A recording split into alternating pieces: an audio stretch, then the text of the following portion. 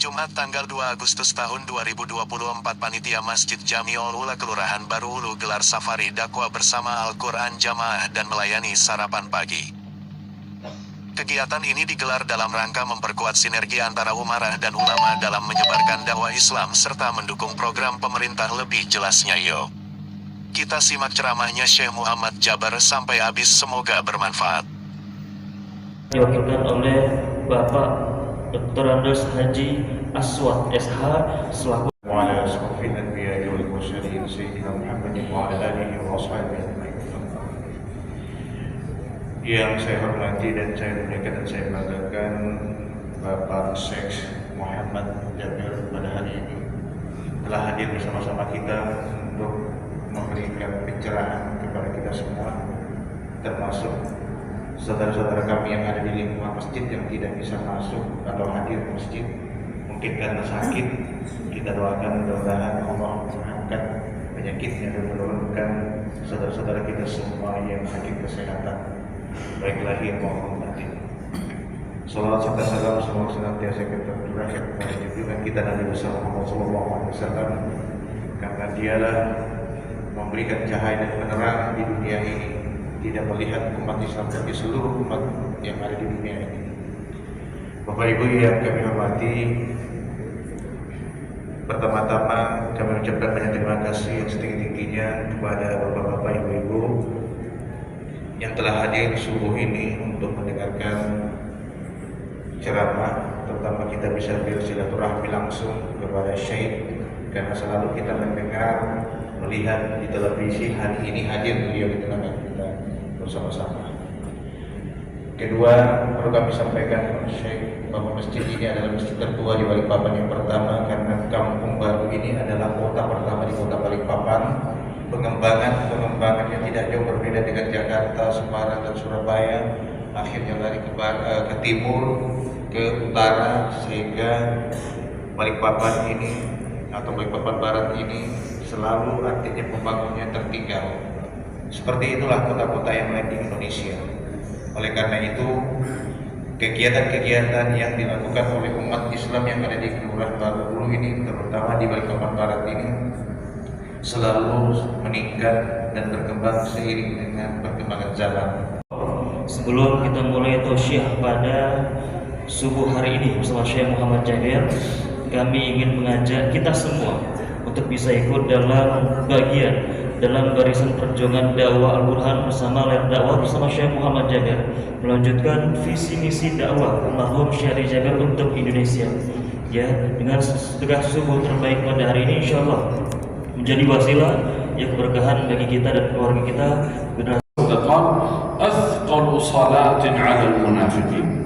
Salat paling berat bagi seorang munafik adalah salat subuh.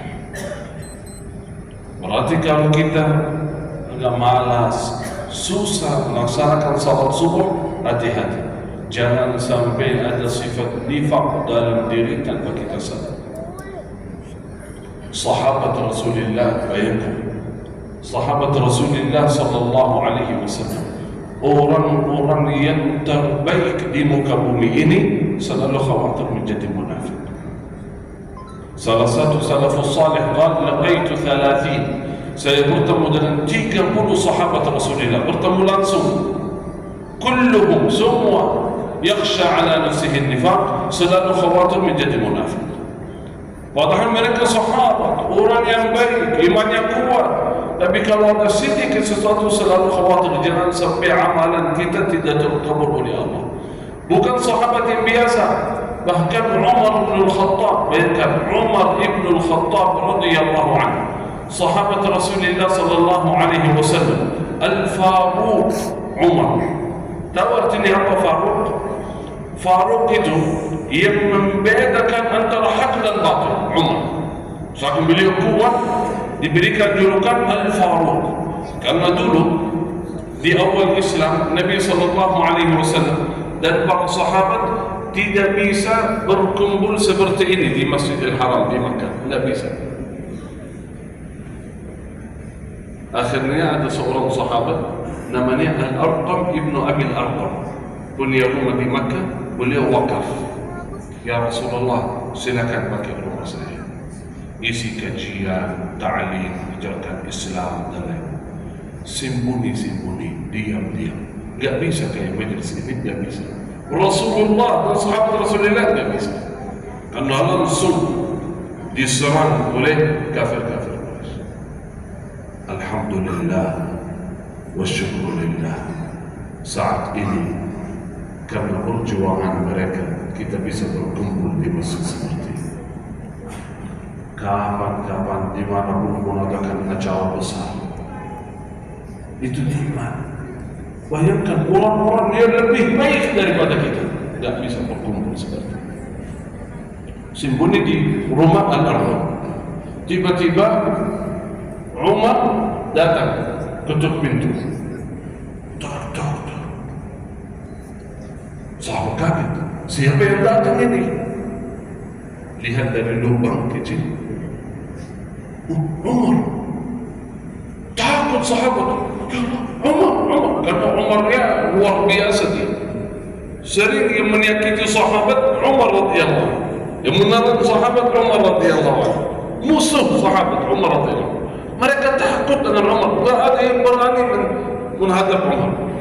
Ya Umar datang, sahabatnya takut. Ada apa? Gimana Umar tahu rumah kita ini? Dari mana tahu dia? Ya Allah. Rasulullah sedang duduk di dalam. Jibril sedang turun melalui wahyu kepada Nabi Muhammad SAW. Setelah selesai, ya Rasulullah, Umar. Kan sebelumnya ada Hamzah juga. Hamzah paman Rasulullah SAW. Kata Hamzah orang yang hebat, orang yang kuat. Suruh masuk aja. Mau apa? Wallahi lau qatalana la qatalna. Mau perang kita siap. Umar juga seorang yang hebat. Rasulullah datang. Iftahul bab. Buka pintu, suruh Umar masuk. Umar radhiyallahu anhu masuk. Rasulullah SAW dia lebih hebat. Pegang baju Umar dan gerakan beliau. Ya Umar, ya Umar, apa ana laka an tu'min? Belum tiba waktunya, belum tiba wahai Umar. Sampai kapan begitu? Apa ana laka an tu'min ya Umar? Subhanallah, berubah Umar radhiyallahu anhu. Langsung dia berucapkan, bala qad an, udah tiba waktunya. Ashhadu an la ilaha illallah wa ashhadu anna Muhammadar Rasulullah. Sahabat radhiyallahu anhu semua bahagia. Allahu Akbar. Mereka mengucap takbir. Allahu Akbar. Allahu Akbar. Sampai rumah semuanya dengan takbiran. Ada apa di rumah ini? Akhirnya Umar berkata, ayo ya Rasulullah, kenapa diam di rumah ini? Ayo kita keluar ke Masjidil Haram. Kata Rasulullah, belum ya Umar, belum, tunggu dulu. Belum, kan kita masih kecil, masih sedikit, masih belum kuat di awal-awal, ya belum di situ. Kata Umar, ya Rasulullah, bukan kami ahlul haq, mereka ahlul batil. Iya. Lima nakhaf, kenapa kita takut? Rasulullah kan tahu kondisi sahabat belum begitu kuat, kan masih di awal-awal sahabat. Akhirnya terpaksa Umar radhiyallahu anhu keluar. Satu saf Umar, saf yang kedua Hamzah radhiyallahu anhu. Ya, itu bukan urusan kita. Bayangkan Rasulullah yang sudah punya data belum pernah dia buka. Apalagi kita yang tidak ada data sama sekali. Kita tidak tahu fulan itu mukmin atau tidak. Kita tidak bisa ukur imannya. Jangan sampai kita campur, jangan sampai kita ukur, jangan sampai kita hakim melihat orang bahadur berarti ini. Karena itu tadi saya suka jujur saja sambutan dari Pak Sekretaris Sekjen Masjid. Kata beliau, doakan. Ini jujur saya baru pertama kali saya dengar kalimat seperti ini. Kata beliau, ya bersyukurlah kepada Allah kita hadir di masjid dan berdoa untuk tetangga jamaah yang sekitar masjid belum bisa hadir, mungkin karena uzur atau sakit. Kita doakan semoga mereka sehat. Itu husnul dzan. Ya mungkin tak datang dia lagi safar, lagi sakit, lagi apa? Jangan, tidak ada datang, tidak ada. Langsung kita mengukur, iman ini begini, belum hadir. Karena itu hal ini untuk kita supaya kita hati-hati menjaga salat subuh, kita semangat insyaAllah membuktikan keimanan kita. Ini sifat yang pertama. Yang kedua, jamaah salat subuh ahlul nur, diberikan cahaya nur oleh Allah Subhanahu wa taala. Dalam hadis Nabi sallallahu alaihi wasallam bersabda, "Basyiru, berikanlah kabar gembira kepada siapa ya Rasulullah? Al-masyaina ila al-masajid." Mereka yang berjalan menuju ke masjid di waktu gelap, suasana gelap. Yang ketiga, jamaah salat subuh adalah orang kaya semua. Amin. Kaya abadi, bukan kaya sementara. Semua ingin jadi kaya, tapi kaya sementara, sebentar lagi tinggalkan semua benda ke akhirat. Tidak bawa semua ke akhirat. Berarti itu kayanya cuma sebentar saja. Kaya abadi adalah jamaah tidak bawa semua ke akhirat. Berarti itu kayanya cuma sebentar saja. Kaya abadi adalah jamaah Nabi sallallahu alaihi wasallam bersabda, "Raka'at subhi, dua rakaat subuh ini dimaksud qabliyah, khairun min ad-dunya wa ma fiha." Lebih baik dari dunia sendiri. Bayangkan, mungkin hadis ini pernah kita tahu, sudah hafal biasa. Tapi bayangkan, dua rakaat itu yang sederhana. Rakaat yang pertama setelah suratul Fatihah baca. Dua rakaat itu nilainya, pahalanya lebih besar. Yang pertama 34 T, yang kedua 31 T, yang ketiga 28 T, yang 17 T. Tahu T?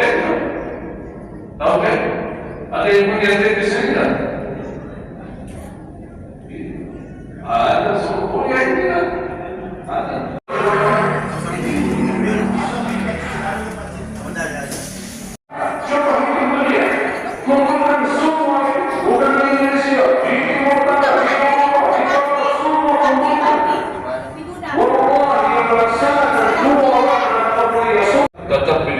Zuhur, asar, maghrib, isya, jama', dan salat sunnah qabliyah ba'di. Tapi salat subuh datang. Salat subuh karena itu luar biasa. Coba lihat, kalau misal salat subuh itu bukan lebih besar dari dunia. Kalau misal yang ganti misal dari pengurus masjid, contoh, kalau ada program dari Masjid Jami' Al-Ula ini, dari pengurus untuk seluruh masyarakat yang datang salat subuh, insyaallah dikasih hadiah. Ya, misal setiap jamaah yang hadir salat subuh dikasih 1 juta rupiah. Kira-kira jamaah hadir enggak? Ramai enggak kira-kira? Tapi kurang tahu beberapa tahun itu dulu kurang jamaahnya. Penerus masjid musyawarah diskusi. Kok gimana jamaahnya kurang? Dulunya ramai. Ayo kita gimana musyawarah? Apa ya supaya jamaahnya semangat lagi, datang lagi, memakmurkan masjid lagi. Mereka musyawarah. Salah satu pengurus masjid, saya kenal beliau orang kaya, kaya raya, masya Allah. Ada usulan dari salah satu pengurus, menurut saya, gimana kalau kita kasih jamaah sedikitlah hadiah. Infak di subuh hari khususnya mendapatkan doa malaikat. InsyaAllah harta makin banyak, makin berkah Pak. Oh ya siap. Akhirnya sepakat. Mau kasih jemaah berapa? 1 juta? Bukan. 500? Bukan. 100.000? Bukan. 20.000 saja.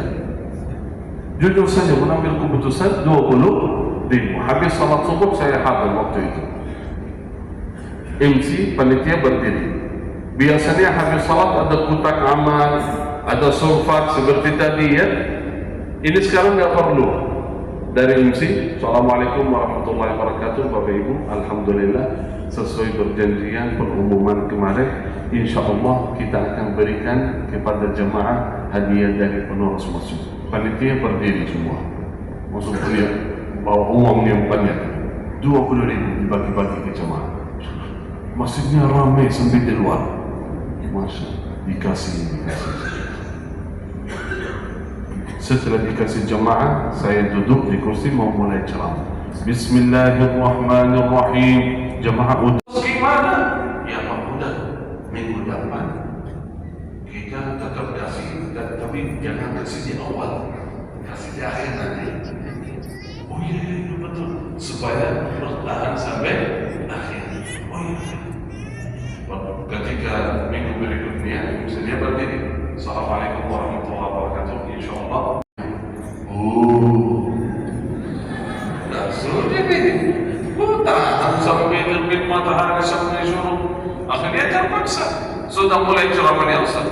Alhamdulillah Rabbil Alamin, Alhamdulillah hamdan syakirin. Rata-rata jemaah, kapan selesai Ustaz ini? Tapi kasihan jemaah itu yang biasa datang ke masjid. Ya semoga Allah berikan hidayah kepada semua.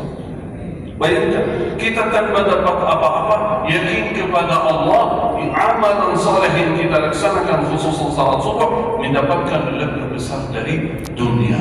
Karena itu salat sunnah qabliyah, amalan ini tolong jangan tinggalkan. Salat pahala yang terbaik bagi kita di dunia wal akhirah. Amin ya rabbal alamin. Ini bukan ceramah, ini muqaddimah keutamaan subuh. Ini baru mau mulai ceramah ya. Gak apa-apa ya. Ini semoga ya Rabb keutamaan itu membuat kita lebih semangat menjaga ibadah, menjaga amalan saleh. Karena orang cerdas itu orang cerdas yang selalu berfikir untuk akhirat. Silakan sibuk dengan urusan dunia, silakan mencari rezeki, silakan mencari kebutuhan, tetapi jangan dalam kesibukan melupakan akhirat. Karena dunia bukan tempat tinggal, tapi cuma lewat saja. Tempat tinggal yang abadi adalah akhirat. Karena itu dalam hadis Nabi SAW bersabda, al-mu'minul kayyis, mu'min yang cerdas, yang selalu muhasabah diri, perbaiki diri, ingin menjadi lebih baik lagi, dan selalu beramal, berfikir untuk akhirat. Ini kehadiran kita salat, kehadiran kita di majelis ilmu, salah satu tanda kita mengharapkan akhirat, mengharapkan ridha Allah Subhanahu wa taala. Tidak mungkin orang yang berjuang menjaga salat, ibadah, amalan saleh, gak mungkin Allah mengecewakan dia. Gak mungkin Allah mengecewakan dia. Walaupun dalam perjalanan menuju kepada Allah sering kita jatuh, sering kita bersalah, sering kita bermaksiat, tapi kita berusaha berdiri lagi, kita berusaha terus lagi, bertobat lagi, bangkit lagi. Allah Subhanahu wa taala mencintai orang seperti itu. Karena perjalanan kita kepada Allah Subhanahu wa taala butuh kekuatan iman. Kadang-kadang kita kuat, kadang-kadang kita malas. Biasa, wajar, manusia. Banyak musuh kita, syaitan, hawa nafsu, dunia, teman buruk, banyak. Tapi orang yang masih berusaha istiqamah di jalan Allah, walaupun dia jatuh, berdiri lagi, jatuh, bangkit lagi, berusaha, bertobat lagi, malas, berusaha, berubah lagi. Itulah orang baik, itulah orang saleh. Bukan orang saleh artinya enggak pernah salah, bukan orang saleh artinya enggak pernah bermaksiat. Wajar kalau kita berdosa, bermaksiat masih di dunia. Nabi SAW bersabda, kullu ummati khata'un, seluruh umatku bersalah, seluruh umatku bersalah. Tidak ada di antara kita yang murni enggak pernah salah sama sekali. Kalau khairul khata'in at-tawwabun, sebaik-baik mereka yang bersalah adalah orang yang selalu beristighfar, bertobat kembali kepada Allah. Itu Allah mencintai orang bertobat. Karena itu berusaha terus kita semangat. Hadirlah di majelis ilmu, di majelis yang dicintai oleh Allah. Berusaha hadir di masjid. Ajaklah keluarga, teman, sahabat, ajaklah anak-anak kita, sampaikan kepada mereka bahawa kehidupan kita yang abadi, yang hakiki di surga Ayo mari kita beramal untuk akhirat, untuk surga Allah, harapan besar dan berdoa semoga ya Allah kita sama keluarga kita, anak-anak kita, sahabat kita semua menjadi ahli surga. Amin ya rabbal alamin. Saya kasih doa singkat, mudah dihafal, mudah diamalkan. Siapa yang membaca doa ini insya Allah menjadi ahli surga. Doa ini unik.